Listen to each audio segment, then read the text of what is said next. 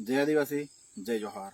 મિત્રો હું કૌશિક વસાવા હું વાત કરી રહ્યો છું ધારાસભ્ય શ્રી ચૈતરભાઈ વસાવાની, જે આજ રોજ તારીખ 5/8/2025 રોજ જે એમની હાઈકોર્ટ અંગે જામીન જે સુનાવણી હતી અમદાવાદ હાઈકોર્ટમાં। તો મિત્રો આજે જે નંબર ચાલી રહ્યા હતા સ્ટેપ બાય સ્ટેપ, તો એ નંબરો મિત્રો ઓલરેડી ધીરે ધીરે ચાલી રહ્યા હતા અને જે આજે 5 વાગી ગયા અને એમની સુનાવણીનો તારીખ લંબાઈ ગઈ છે અને જે લાસ્ટ નંબર હતો તે 77 નંબર પર આવીને અટકી ગયો હતો અને 5 વાગી ગયા હતા એટલે કોર્ટ બંધ થઈ ગઈ હતી મિત્રો।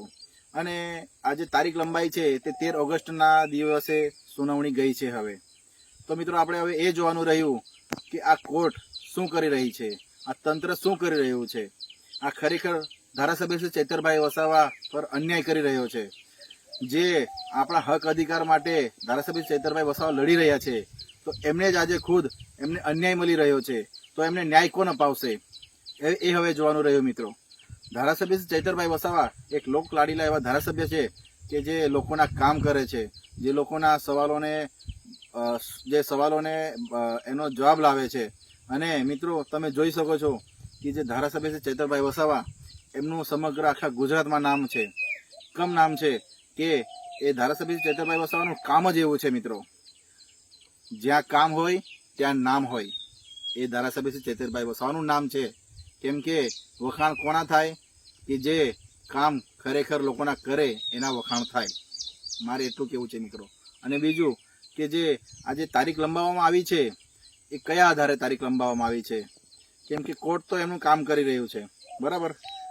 તો કોર્ટને મારે એક નાની અપીલ છે કે આજે તારીખો લંબાઈ રહી છે, તો આજે એમની સુનાવણી કમ નથી થઈ, 77 નંબર પર આવીને કમ અટકી ગયું। 10 નંબર બાકી રહી ગયા હતા 87 નંબર થવામાં। જે 87મો નંબર હતો ધારાસભ્ય ચૈતરભાઈ વસાવાનો 87મો નંબર હતો, તો 77 નંબર પર જ આવીને ગાડી અટકી ગઈ અને 5 વાગીને પૂરું જ કરી દીધું અને તારીખ લંબાઈ દીધી। આજ રોજ 1 મહિનો પૂરો થઈ ગયો છે, ધારાસભ્ય ચૈતરભાઈ વસાવા જેલમાં છે। તો એમને જેલ મુક્ત કરવા માટે એમના સમર્થનો અને એમના સાથીદારો અને એમના પાર્ટીના પક્ષના નેતાઓ ખૂબ જોર કરી રહ્યા છે કે ધારાસભ્ય ચૈતરભાઈ વસાવા બહાર આવે અને ફરીથી લોકોના કામ ચાલુ કરે।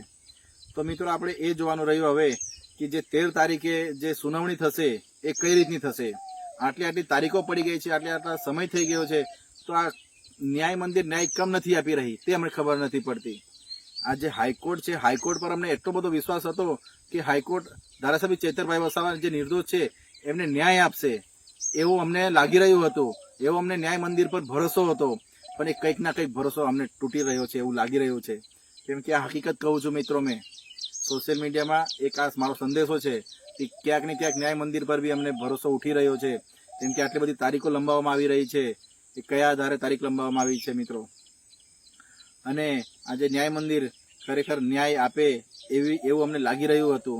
આટલો મહિનો નીકળી ગયો, અમને બહુ ભરોસો હતો કે ન્યાય મંદિર ખરેખર ધારાસભ્ય ચૈતરભાઈ વસાવાને ન્યાય આપશે।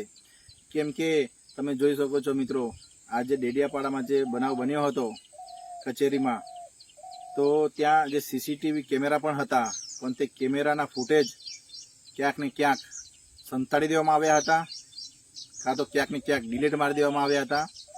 એ પોલીસ સમક્ષ અને કોર્ટ સમક્ષ હાજર નથી કર્યા। તો જો ખરેખર જો તમને એવું લાગી રહ્યું છે કે ધારાસભ્ય ચૈતરભાઈ વસાવા ગુનેગાર છે, તો સીસીટીવી ફૂટેજ જાહેર કરો એવી અમારી નમ્ર અપીલ છે। અને મિત્રો આ જે જેલવાસ લંબાવવામાં આવી રહ્યો છે, ક્યાંક ને ક્યાંક મને ભાજપનો હાથ લાગી રહ્યો છે, ક્યાંક ને ક્યાંક ધારાસભ્ય ચૈતરભાઈ વસાવાના વિરોધીઓનો હાથ મને લાગી રહ્યો છે। ખરેખર આ હકીકત વાત કરી રહ્યો છું મિત્રો હું, કેમ કે આટલું બધું નિર્દોષ માણસને આટલું બધું જેલવાસ લંબાવવામાં ના આવવો જોઈએ। તો બીજું એવું કહેવા માંગુ છું મિત્રો કે જે આજે આપણા સમાજના આપણો જે એક સમાજ છે, આદિવાસી સમાજ છે, તે આદિવાસી સમાજ પ્રત્યે થોડી ઘણી લાગણી રાખીને ધારાસભ્ય શ્રી ચૈતરભાઈ વસાવા જોડે થોડી ઘણી લાગણી રાખીને જે વિરોધીઓ છે એમને હું કહું છું, જે વિરોધીઓ છે જે આપણા સમાજના છે એમને હું કહું છું, પક્ષ પાર્ટી સાઈડ પર મૂકીને એમને સમર્થન કરો। એ બી આપણે આદિવાસીના જ છે, આદિવાસી સમાજના જ છે ધારાસભ્ય ચૈતરભાઈ વસાવા, જેમ કે તમે પણ આદિવાસી સમાજના જ છો, જે તમે વિડીયોમાં જોઈ રહ્યા છો। તો મિત્રો મારે એટલું કહેવું છે, ધારાસભ્ય શ્રી ચૈતરભાઈ વસાવા નિર્દોષ છે. એક વાર નહીં, હું 100 વાર કહીશ, કેમ કે ધારાસભ્ય શ્રી ચૈતરભાઈ વસાવા નિર્દોષ છે. એમના ખોટા કેસોમાં ફસાવવામાં આવ્યા છે. ધારાસભ્ય ચૈતરભાઈ વસાવા એમની ફેમિલી કેટલી રાહ જોઈ રહી છે કે ક્યારે અમારા ઘરે આવશે. તો અને બીજું કે મિત્રો, આ વિશ્વ આદિવાસી દિવસ આવી રહ્યો છે, 9 તારીખ આવી રહી છે, 9 ઓગસ્ટ આવી રહ્યો છે. તો ક્યાંક ને ક્યાંક અમને લાગતું હતું કે ધારાસભ્ય ચૈતરભાઈ વસાવા અમારી સાથે 9 તારીખે આ વિશ્વ આદિવાસી દિવસની ઉજવણી કરશે અને કંઈક ને કંઈક અમને 2 શબ્દ કહેશે તો એ અમારે ઉજાગર થશે. અમે 2 શબ્દ ધારાસભ્ય ચૈતરભાઈ વસાવા કહેશે, કંઈક ને કંઈક જાગૃતતા લાવશે, કંઈક ને કંઈક જાગૃતિ માટેનો કંઈક સંદેશો આપશે, એવી અમારે ધારાસભ્ય ચૈતરભાઈ વસાવા પર આશા હતી. પણ આશા એ નિરાશામાં ફેરવાઈ ગઈ છે કેમ કે ક્યાંક ને ક્યાંક તંત્રએ એમની સાથે કાવતરું કરી રહી છે. હું એટલું કહેવા માંગુ છું કે ધારાસભ્ય શ્રી ચૈતરભાઈ વસાવાને વહેલી તકે જેલ મુક્ત કરે, જેલથી રિહા કરે. જે 13 તારીખ આવી રહી છે, હવે 13 તારીખે સુનાવણી છે. આ 13 તારીખે 13 ઓગસ્ટે સુનાવણી છે એમની. આ 13 તારીખે તો મિત્રો ધારાસભ્ય શ્રી ચૈતરભાઈ વસાવા હવે બહાર આવવા જોઈએ. હવે જો નહીં આવે તો ક્યાંક ને ક્યાંક પહેલેથી લાગી રહ્યું છે અને હજુ પણ લાગશે કે આ ભાજપનો હાથ હોઈ શકે છે. આ ભાજપનો હાથ 100% હોઈ શકે છે. કેમ કે આ નિર્દોષ માણસને તમે ફસાવી રહ્યા છો.